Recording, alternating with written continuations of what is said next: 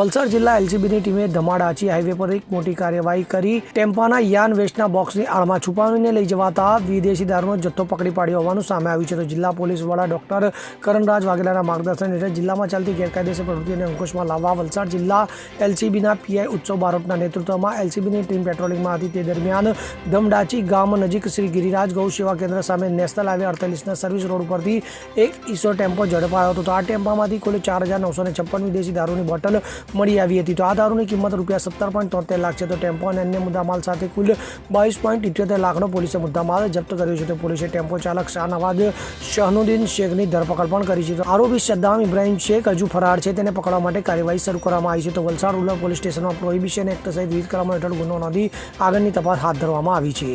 Bureau report CN24 news. હવે જુઓ દેશ દુનિયાની તમામ ખબરો તમારી આંગળીના ટેરવે. ઉઠાવો મોબાઈલ અને Google Play Store પરથી ડાઉનલોડ કરો અમારી CN24 ન્યૂઝ મોબાઈલ એપ.